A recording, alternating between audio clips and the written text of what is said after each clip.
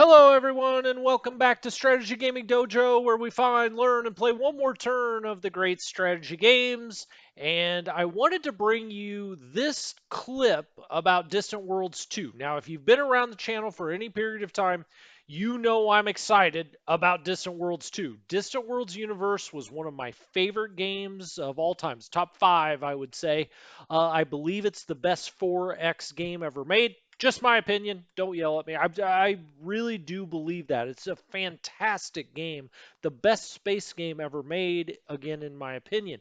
And so the idea of Distant Worlds 2 has me very excited. Now, during the Slytherin live stream yesterday, which was like 4 hours long, and so if you didn't want to sift through all of that, they did do about a 30-minute presentation about Distant Worlds 2, and I wanted to take this broken out part of it and kind of highlight that. So if you are interested in the game or you want to see what's going to be on the channel in the not too distant future, you could take a peek and say, hey, maybe this space game looks all right. I'm into war games, but this looks okay. Or I like 4X games. This looks cool. Or maybe you just like space games. Hell, I don't know what kind of games you like, but this looks really great to me. As I said, the original was amazing. It's spreadsheets in space, but I like spreadsheets, and this one has tried to improve the graphics and do some other things. But let's just play it, let it go, and let's see what you think of it. It's a nice interview with Eric Rutens, who's one of the big head honchos over at Slytherin. This is one of his babies, as was War in the East 2. And so, they give him the big projects. So they're putting a lot of love and attention into this one. Here is the interview from the live stream yesterday.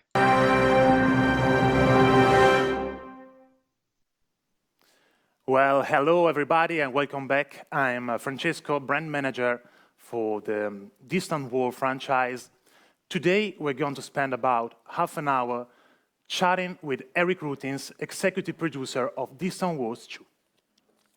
So, guys, the game has been in beta testing for a while now, actually a couple of months.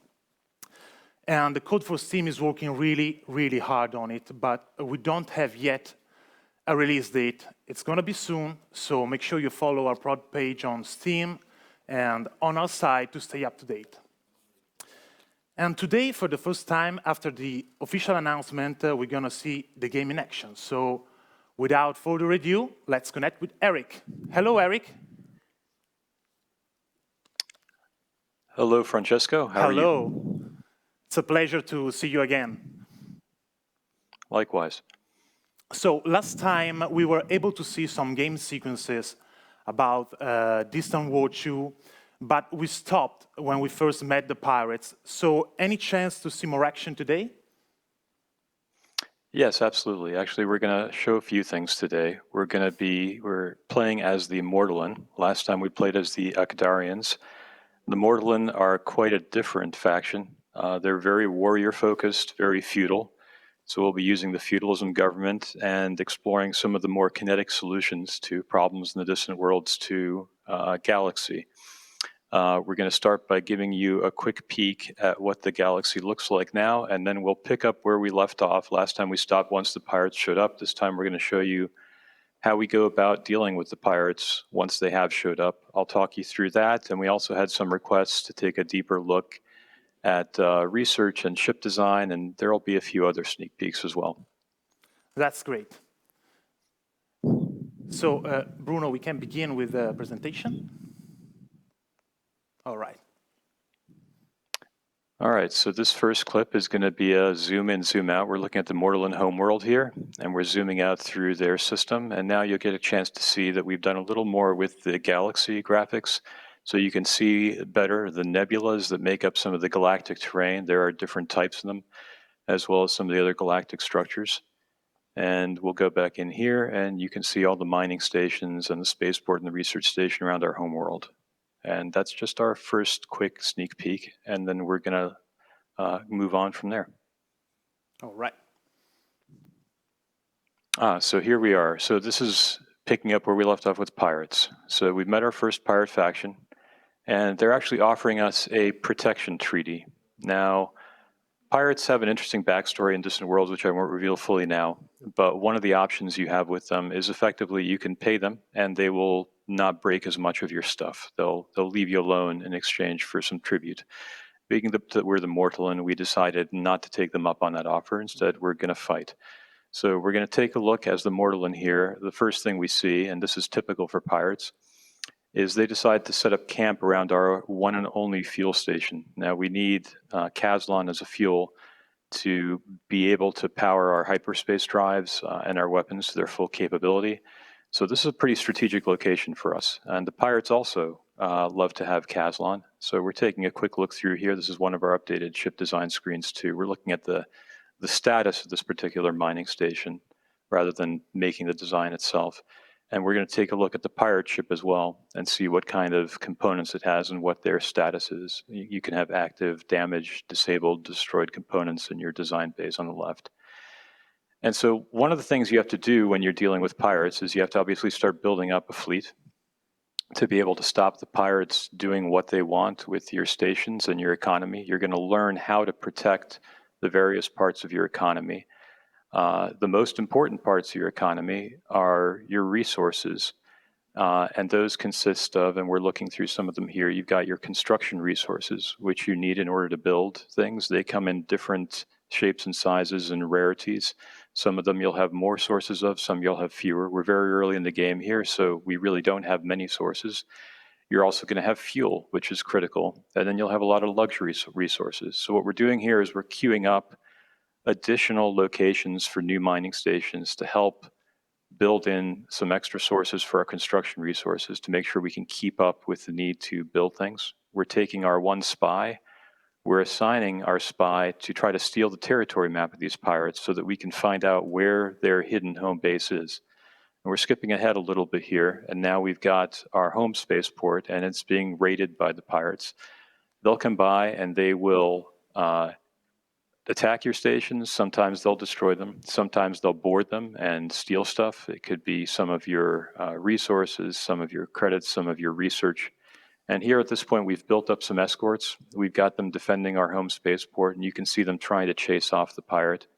But they'll keep this up, and this type of harassment also makes it harder for your civilian ships to operate. So what you need to do is you need to build up your capability to expand beyond your system, to establish multiple sources of construction fuel supplies, so the pirates, which are very much split up between multiple different competing factions, they're not a big monolith, so they can't really keep up with you. At the same time, you're going to want to improve your defensive and your offensive tech in order to be able to better fight them off sooner before they can mount their effective raids. And obviously, the more that you annoy them, the more they're going to try to push you back to your system, push you back even to your home planet, and even bottle you up there if they can.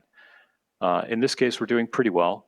And what happens here is a long series of skirmishes morphing into a full-on war. We eventually meet other pirate factions, but what we'll see pretty soon here is that we're going to take out this pirate faction. And one of the things we're doing here, I'm showing you, is the fleet templates, where I took a look and decided, okay, I want to change what the composition of my fleets are. And the templates are a handy way to do that. You can manually control what the composition of your fleet is, but by using these templates and assigning them the ship roles you want in the type of fleet, so attacking fleets, defending fleets, invading fleets, raiding fleets, each of them have a different general purpose in the game.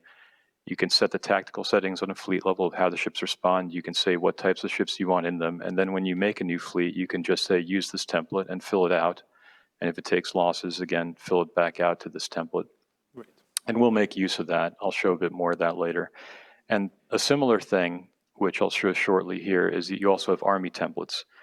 And army templates, which are not something we had in Distant Worlds 1, also allow you to have a little bit more control over the basic composition of what types of armies you have at different types of colonies and locations and for your invasion fleets. So we're going to skip ahead a little further here. And at this point, we've discovered this is the original pirate faction and that we first met. And we discovered the location of their secret base. And we've built up a fleet now that's more than strong enough to take this out. We're looking at the design for that particular pirate base at this point. And so we've sent this fleet to attack them. And I'm looking at, this is basically an enemy target screen here. where you can queue the attacks on any enemy targets that you found. So for example, boom, right there, I just told our assistant AI, effectively our digital viceroy, to send a fleet over to attack this particular base. And we have a large fleet that's got about 4 or 5 times the firepower of this base that is heading over there now. So we're going to watch that one warp in, and once it warps in, it's going to take out this pirate base relatively quickly. And you'll often find these bases. Here are the first ships coming in. So you'll often find these pirate bases. Yeah, I'm slowing it down a little now so we can watch a little better. You'll often find these pirate bases in out-of-the-way locations or around planets that have good resources, often gas giants that have fuel. It's a good place where pirates like to build their base for obvious reasons. So we've got a bunch of frigates now, Mortalan frigates, attacking this particular pirate base. We'll have a few more come in, and I'm watching the pirate base in the bottom left. Okay, we've taken down its shields, we've taken down its armor. We're now hitting its internal components and its hull. So it's not going to be long as we watch the damage accumulate. Also, you can see some of it accumulating on the ship model for the base itself. It's not going to be long. Here's the rest of our fleet just arrived, and the pirate base is gone. And one of the things that can happen in this case is if you destroyed the faction, the remnants, in this case, one ship was left alive that wasn't around and that we hadn't destroyed earlier, and they decided to join us. So we now have that pirate ship joining our faction. Well, that's great. However, as far as I know, space pirates will not be the only, let's call it, special faction in the game. Can you tell us something more about the independents? Yeah, let's take a quick look at the independents. So one of the other things you'll run into are independent worlds. And these are worlds, and here we're meeting a first one. A lone trader has showed up. So a trading ship, a freighter that is not one of ours. It's not a pirate. It's not something we've met before. We meet them, and they start trading with us, and they tell us, oh, by the way, we come from this world, and they introduce us to them, in effect. So we're taking a quick look at who these guys are, what their design is, and then you'll see shortly, here's a message where they tell us of a nearby colony, which is the one that they came from. And we'll go take a look at that colony. So there are 2 ways to deal with independence, primarily. One is diplomacy. Now, they basically represent more minor planets that had never succeeded in pushing out. They were effectively suppressed by the pirates. So they have sort of an understanding. They trade with the pirates, they'll trade with us. So the first method, which we're doing here, is diplomacy. We're giving them some gifts, and we're getting trade treaties. There are 3 levels of trade, restricted, limited, and free. And as we progress them diplomatically through those levels, and as the long-term trust builds up, both from the gifts we've given them and the long-term trade, then they'll eventually be willing to allow us to send a colony ship and have them join our empire. But as the Mortalan, we're going to focus most of this on this other method where we just made an invasion fleet. So we ran out of patience and we got tired of giving them money. And so we took our troop transports, loaded them up with troops. I'm now going through the settings on this new invasion fleet that I created, making sure it's set to my liking. And you'll see in the top right here, there's the location on the galaxy map of that particular independent world that we were just having diplomacy with. And you can see in the middle here, we've got the location of our fleet. And so as soon as I'm done setting the different parameters to get them ready for the invasion, I'm trying to keep them in a relatively tight formation, making sure they all arrive at once. I don't want the troops to be dropped piecemeal. I've got them all heading now towards the independent system, these Akdarian independents.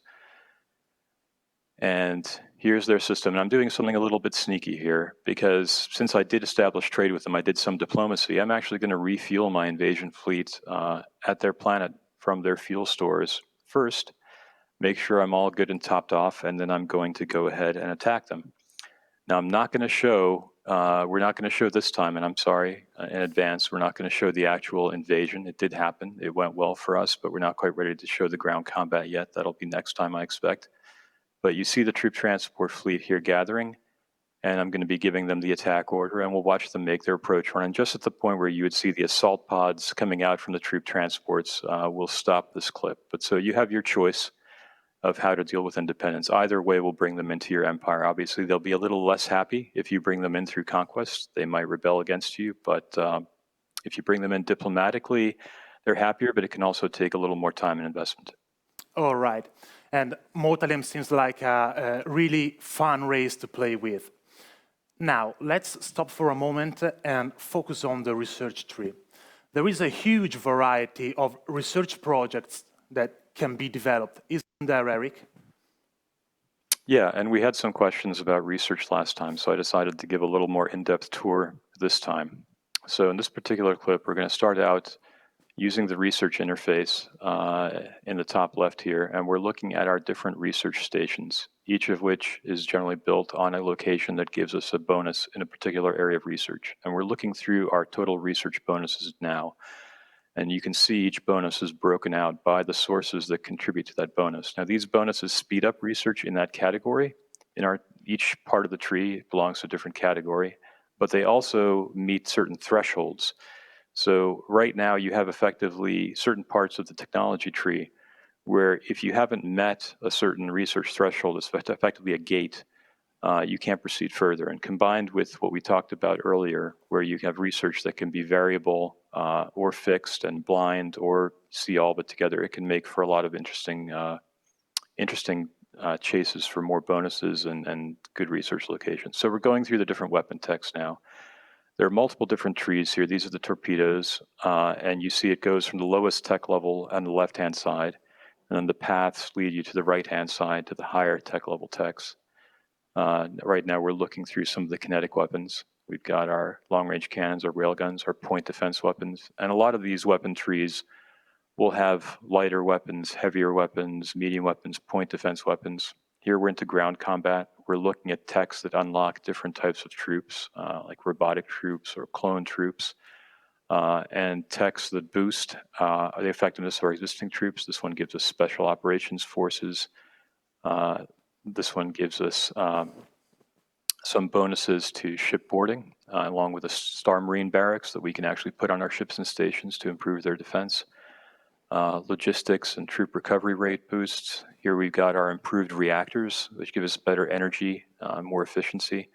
Our shield tree, and now we've got our warp drives, where they start off with the basic skip drive, moving on up to the Garax, and it splits out into some drives that are faster, some that are quicker to spin up, some that are more efficient in terms of their use of fuel.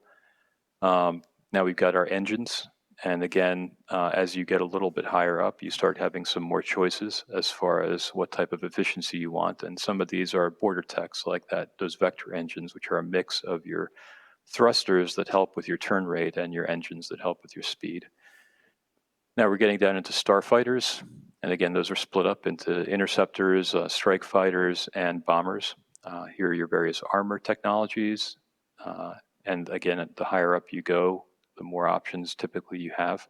And now we're getting into the construction techs. Now, this gets pretty involved here because we have a lot of different ship roles now, both on the military and civilian side, and they're split up throughout the construction tree in terms of getting access to them and getting access to higher level, larger ship hulls that give you more space and more component bays to work with as you advance up the tree.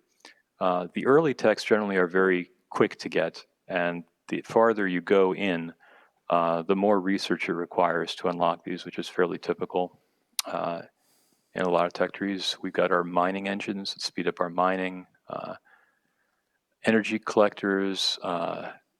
We got our different sensors and scanners, both short range, long range, penetrating ones. We got our different forms of exploration. You've got survey teams that can give you more in-depth exploration and scanners that can give you quicker exploration. And you've got colonization technologies. Some of them are just, there was a terraforming facility, and then you've got different colonization specializations that boost certain world types. There are far more world types in Distant Worlds 2 than there were in Distant Worlds 1. Now we got our transport systems, nothing terribly exciting, but you'll need them if you want to expand. Fuel cells and cargo bays to extend your range and how much you can store. More efficient docking, crew systems, commerce systems, medical and recreation systems, and a lot of these get way more interesting as you go further down the tree and they start unlocking facilities to let you specialize in some of those areas and build them on your planets, like the coordinated control systems. And finally, we have diplomatic research. So here we have, for example, we've unlocked the research the language for Ectarians, and we've got some understanding of the culture of the Hakkonish. And these are things that once you meet some of these independent and major factions, where if you choose to invest some of your research in improving your understanding of their language, their history, their culture, it'll also give you bonuses in diplomacy. Well, it's really impressive how deep the research tree is and how diplomacy plays such an important role within the game. And another thing that thrills me is the fact that we can actually build and design our own ships. So can we go into more detail about this feature? Absolutely. So we decided this time to go ahead and show you how we would build a new ship from the ground up here. So we're going to do a frigate this time. So I'm going here to my overall list of designs, and I'm saying I want to add a new design. And this brings up all my existing hulls that I've researched. So I've got different types of escorts that I'm initially looking through: normal escort, heavy escort. Here's our base frigate hull, patrol escorts, and each of these have different specializations. And we decided to just do a frigate. So on the top left, I've got my list of all the components that I have researched. On the bottom left are all the component bays that I have on the ship. On the top right there, I'm piping in the name of this new design. And I'm also got a list of what are called defects and recommendations. Defects are things without which, unless they're fixed, I can't actually save the design. Recommendations are just that. So first thing, we're putting on a fission reactor. Now we actually have some energy in the ship. And I'm looking through the defects to see what else I need in order to make the ship work. So I'm adding on a couple of fuel cells to give it fuel so it can actually go somewhere. I'm giving it a hyperdrive, and I'm going up, and as I'm looking through these, you'll also see some of the details of these components as I select them and hover over them. So the command center is effectively the bridge of the ship. That's where my officers are going to be. I'm also going to have to add on some crew systems, which are effectively life support and quarters for the crew that are actually going to be running the ship. And I think we're going to switch over next to the engine category. And you'll see in the center that these color-coded circles on the ship match up with the color coding of the design bays on the left. And you can place things by putting them in the design bays, or for the external components, you can actually click on where on the ship you want them to. So for the engines, I'm looking at the proton engines, but I'm also looking at the directional thrusters. The directional thrusters give me more turn rate and a little bit of extra evasion. The engines give me straight out much more speed. So I'm playing around with that. And one of the things to be aware of with engine design is engine symmetry is maintained. So as we're putting these things in here, it's adjusting their positions a bit to maintain engine symmetry. So we figured that out. Now I think we're going to move on to taking a look at weapons. And on the right-hand side, you can always see a summary also of some of the resulting characteristics of our ship based on what we've put in so far. So I'm looking through the different weapon types. We've got some Epsilon torpedoes, which are great for longer range. We've got railguns, great kinetic weapons for short range.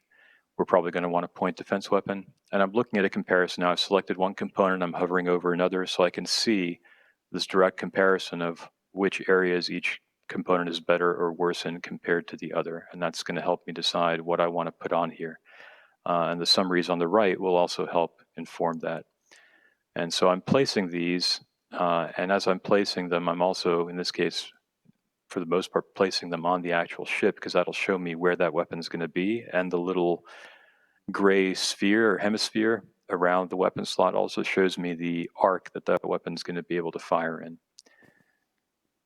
And so I'm putting a point defense weapon right there up on the top in the center. I've put an Epsilon torpedo and a railgun also in the two front slots.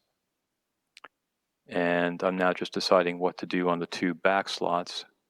And I realized I've run out of energy. So I placed another fission reactor to make sure I would keep up with the energy needs. The top bar on the right-hand side is the energy outside of hyperspace, and the bottom bar is the energy when you're in hyperspace, because hyperdrive uses a lot. So obviously we've got abundant energy now that we've added the second reactor. And now I'm placing those extra railguns in the back and realizing that I'm now a little short on crew. So I'm putting another crew system in my internal slots. So now all that's working. I've got all my weapons placed, all my engines placed. I've got enough crew and energy to take care of them all. So the next step is going to be to add an energy collector to cover my static energy needs. In other words, when I'm not moving, that can help my ship avoid using fuel. And then we're going to look at defenses. So there are often two layers of defense that you primarily want to focus on for the defense slots. One is armor, one is shields. You don't have to have both, but it's often useful to have both because some weapons are better against armor, some are better against shields. In this case, as the Mortland, we're putting in some heavy armor, and we're putting a deflection field generator on, which is an early type of shield technology. You also have a third layer of defense, really, which is your evasion or countermeasures. And that's something that we're not focusing on a lot in this hall, but that's another part. And we've just picked a sensor to put in our one sensor slot, a proximity sensor, to make sure that if we're not in an area where we already have a station, say, that can effectively reveal what's around us, if we're operating in a system where there isn't anything else, that we can still see what's around us. And then finally, realizing we had some extra room, we swapped in a medium railgun in place of a small one, which brought us to pretty much our maximum space. And now we're going down the right-hand side, looking at all the information there to make sure that the ship is roughly performing how we would expect, that it has the capabilities we would expect. And there's a lot of information that's summarized here that a player can go through. And at the very bottom, those are all the resources that are going to be required to build the ship based on both the hull and the components we chose to put into it. So you also have control of what resources the ship effectively uses by what components you choose to put in it. And so that you see the little red and blue bars, those are telling us about our firepower and our point defense. The chart above that tells us about our speed and our maneuverability, and then there's our energy usage. Taking a quick look through the ship now, make sure we're happy with how it looks. So you can see where we place the weapons. You can actually see the meshes outside the ship for the torpedo and the point defense and the railgun weapons in each place where we actually put those. If we hadn't put weapon there, you wouldn't see that mesh. You can also see the sensor mesh. You can also see the shield generator mesh on top, that sort of glowing circle thing. So that's all also based on what we actually added. The engines, and the cells in the back were based on the engines we actually added. And the last part of this is we're going to save this particular design. And once we save it, we're just going to queue one up to build so we can see how it's built.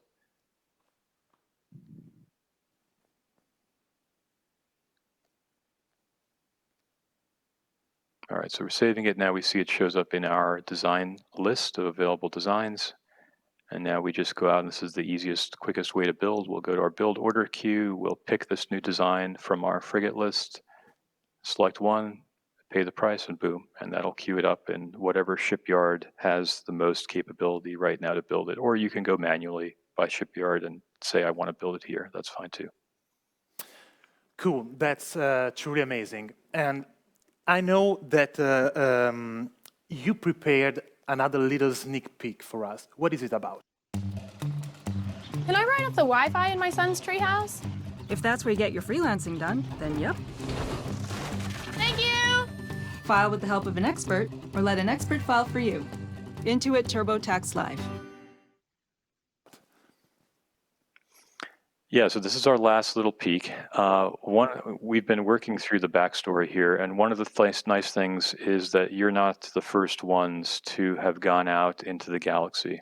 So this is an example of some of the things you can find here. We've discovered an ancient abandoned starbase, and we've decided to investigate it. And I just wanted to show also a little bit of the automation here. We got a message that told us about this. We went to see what it was. There it is. It's not in very good shape.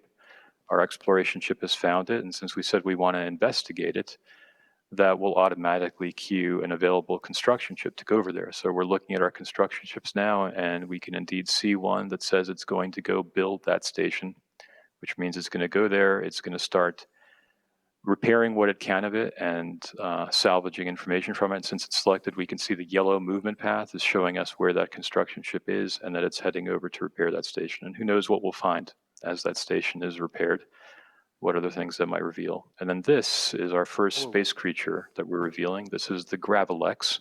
I won't say anything about their backstory, but they're kind of nasty. And it's sitting here around a star. They tend to feed on stars.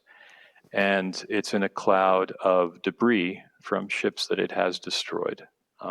So that'll be something I think that we'll show a bit more of in the future, the Gravelex.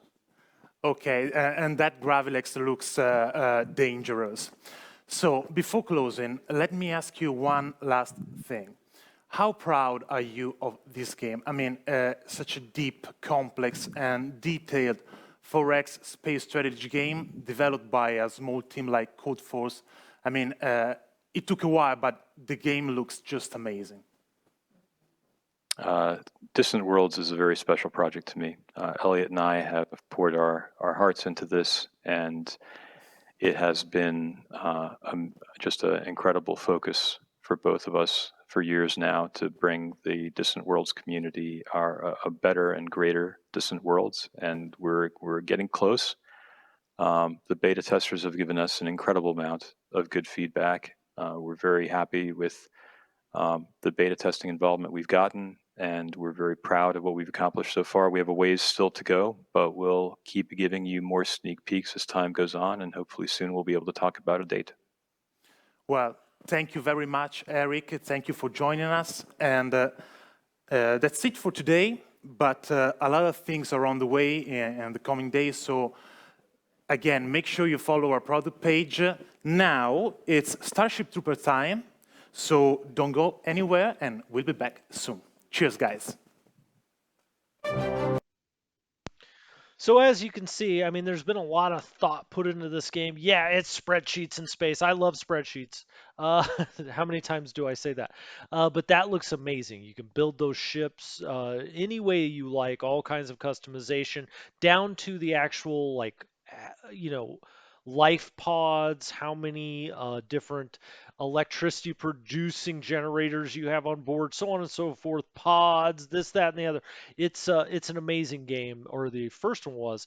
This one looks amazing as well. Anyway, I just wanted to pique your interest. They're saying potentially July. Let's hope. Let's hope. Strategy Gaming Dojo. Hope you enjoyed it. I'll talk to you later.